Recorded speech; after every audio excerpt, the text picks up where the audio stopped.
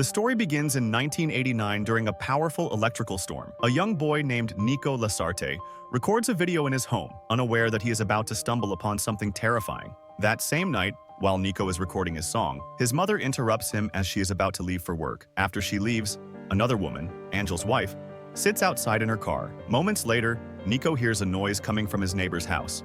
It sounds like a fight. On peeking through the window, Nico notices his neighbor, Angel Prieto, fighting with his wife. Curious, Nico sneaks out and enters the neighbor's house. As he wanders inside, he witnesses a gruesome murder.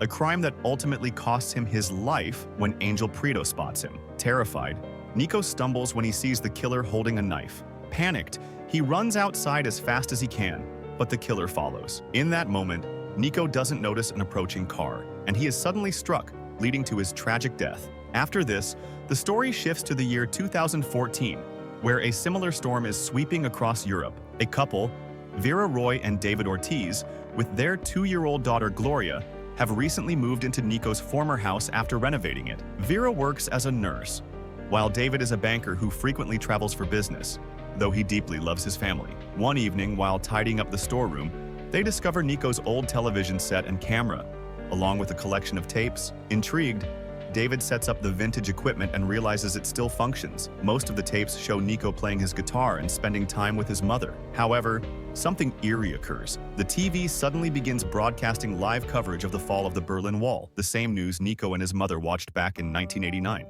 The next day, Vera and David invite their neighbors, Aitor and his mother, Clara, over for dinner. During the conversation, Vera mentions the strange occurrence with their television, which inexplicably aired news from 1989. However, no one takes her claim seriously. To shift the discussion, David brings up the boy from the videotapes. Aitor immediately recognizes him and reveals that the boy was his best friend, Nico, who tragically died in 1989. He then recounts the entire story, how Nico witnessed his neighbor committing a murder and was killed while trying to escape. Throughout the conversation, Clara appears noticeably uneasy, making it clear that she is hiding something.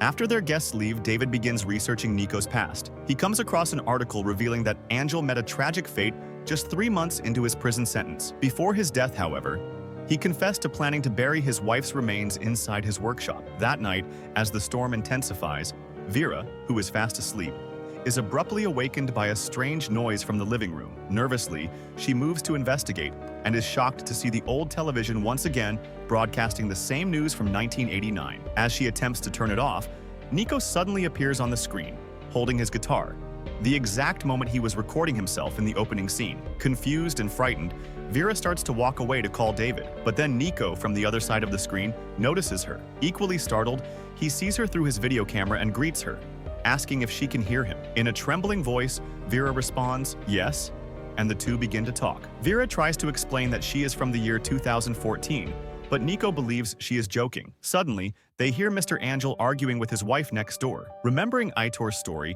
Vera realizes the murder is about to happen and desperately urges Nico to stay inside, warning him that he will die if he enters Angel's house. Despite her pleas, Nico still sneaks out and witnesses the crime. However, because Vera delayed him, he avoids getting hit by the car, ultimately changing his fate and saving his life. The next morning, she unexpectedly wakes up in a hospital, completely unaware of how she got there. Before she can process the situation, a colleague approaches her saying, "Vera, we're waiting for you in surgery." Assuming she must have simply dozed off from exhaustion, Vera heads to the operating room, only to realize that something is terribly wrong. To her shock, the lead doctor behaves like a nurse, and the entire medical staff addresses her as doctor. Confused, Vera insists that she is just a nurse, but everyone dismisses it as a joke. Convinced that she must be hallucinating, she hurriedly leaves the room to collect herself. Desperate for reassurance, she rushes to her daughter Gloria's school to pick her up, but to her horror, the students claim that no one by that name exists. Who's Gloria? Terrified, she rushes to her husband David's office, desperately trying to explain their daughter's disappearance. To her shock, he doesn't recognize her at all. With no other options, she goes to the police station and begs for help. A young officer takes her case and questions her extensively. Vera recounts everything that led to this moment, including the mysterious TV. However, as expected, the officer finds her story hard to believe and begins doubting her sanity. He checks her records and shockingly informs her that she is neither married nor has a daughter. Instead of assisting her, He recommends an urgent medical evaluation. Later, Vera visits the same hospital where she works and undergoes an MRI scan. Fortunately, the results confirm that her brain is functioning normally. After the examination, she returns to her office, where she discovers several certificates and trophies, all engraved with the name Dr. Vera Roy. At that moment, she realizes that something has gone terribly wrong. Without wasting a moment, Vera rushes home and bursts in through the back door. To her shock, the entire house appears completely different. Anxious, she searches the name Nico Lasarte online and discovers that a writer has published a book with Nico as the main character. The book, intriguingly, is about time travel. As Vera tries to learn more, a woman suddenly approaches her from behind, revealing herself as the owner of the house. Moments later, the woman's husband arrives, none other than David himself. Vera is stunned to realize that the love of her life is now married to someone else. Before she can process the revelation, police officers show up outside, forcing Vera to flee. The commotion draws the attention of neighbors, including Angel, the murderer from 1989, who, in this timeline, was never caught. It is also revealed that his new wife is Clara, Ader's mother. Meanwhile, back in 1989, Nico is equally bewildered after encountering a woman from the future. Hoping to see her again, he waits by the video recorder all day, but nothing happens. As night falls, he finally stands up and cautiously makes his way toward Angel's house, determined to find out if everything he experienced was real or just a dream.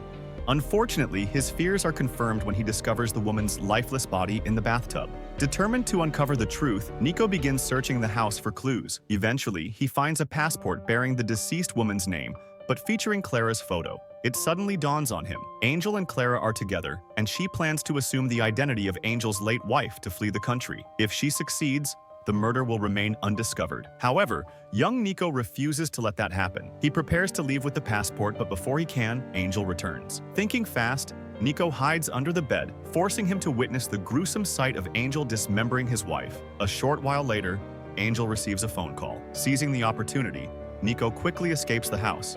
In the present, Vera turns to her longtime friend and neighbor, Ader, for help. However, he doesn't recognize her, prompting Vera to recount personal details about him and their history. She explains that they first met in 2011 on the metro, gradually became close friends, and eventually started dating. But everything changed when Ader introduced her to his friend, David. Vera instantly felt he was the one. The two eventually fell in love, got married, and built a life together. Hearing this, Ader laughs, dismissing her story as nonsense before heading to work. Meanwhile, a police officer tracks down Vera, intending to take her to the hospital. However, she refuses, and instead seeks information about Nico Lasarte. The officer recognizes the name from a book he read, leading them to visit the author. When questioned, the writer reveals that the story's concept came from Nico's mother, though she has never met Nico herself. Vera insists that she is the time traveler Nico mentioned in the book, but the writer remains unconvinced and refuses to share more. Desperate, Vera urges the officer to use the police database to locate Nico, but he hesitates, explaining that he needs a valid reason. Then, she recalls that Angel planned to bury his wife's body in his workshop and shares this information. A search is conducted, and skeletal remains are indeed discovered, lending credibility to Vera's claims. Convinced, the officer gives her a note with Nico's address before parting ways. Vera arrives at the given address, which turns out to be a hotel. Instead of Nico, she unexpectedly finds David in the middle of a romantic encounter with another woman. Devastated, she realizes that in this timeline, David has been unfaithful all along. Her past suspicions about him carrying a matchstick from this hotel were true. Determined, she puts her emotions aside and blackmails David into finding Nico's details, threatening to expose his affair. Left with no choice, David complies and successfully locates Nico. Meanwhile, following the discovery of the skeletal remains, Angel and Clara are arrested and interrogated. The story then flashes back to 1989, revealing that Angel's wife caught him with Clara. In a fit of rage, she attacked them with a knife, nearly killing Clara, but Angel intervened. In the struggle, his wife was accidentally stabbed and later thrown down the stairs to cover up the crime. Back in the present, the officer confronts Angel about the murder, but he remains silent. Then, the officer reveals a shocking truth. After the incident, Nico had reported everything to the police. However, the official records showed that Angel's wife had supposedly been in Paris, with verified flight details. As a result, Nico was dismissed as delusional, forcing his mother to leave town with him. For years, he lived in confusion, convinced that one day he would meet the time traveler again. A time lapse follows, showing Nico growing up over 22 years, eventually becoming the very officer who had been helping Vera. One day, he finally saw her again on the metro and approached her. Meanwhile, Vera reaches Nico's address and is stunned to learn that the officer she's been interacting with is actually Nico. As another storm brews, Nico admits that he had been giving her clues all along but couldn't tell her outright, knowing how fragile her mind was. He then reveals that after meeting her on the metro, they became friends, fell in love, and eventually married. Although he always wanted to ask her about the stormy night from his past, he chose to keep the truth hidden to preserve their relationship. Overcome with emotion, Vera is in tears, but she remains determined to return to her original timeline to reunite with her daughter. The true cause of the altered timelines is then revealed. When Vera saved Nico in 1989, it created a ripple effect. Because Nico survived, he became obsessed with finding the time traveler. When they met again 22 years later, they fell in love, which prevented Vera from ever meeting Ater or David. As a result, she never married or had a daughter. Realizing this, Vera begs Nico to send her back, but he refuses to let her go. Desperate, she takes drastic action, forcing Nico to intervene. Without hesitation, he retrieves an old television and video camera from his childhood home and reestablishes the connection with his younger self. Through the storm, he explains everything to his 1989 self and pleads for his help. In the next scene, Vera wakes up in her home, disoriented but relieved to see David beside her. She rushes to the next room and joyfully reunites with her daughter, confirming that Nico successfully restored her timeline. Despite knowing he could never have her in his life, Nico had chosen to ensure her happiness instead. The movie concludes with Vera once again revealing the location of Angel's wife's remains. As the police investigate, she unexpectedly encounters Nico. However, in this timeline, he no longer recognizes her. Thank you everyone for watching until the end of this video. I hope you liked it and subscribe for more videos like this.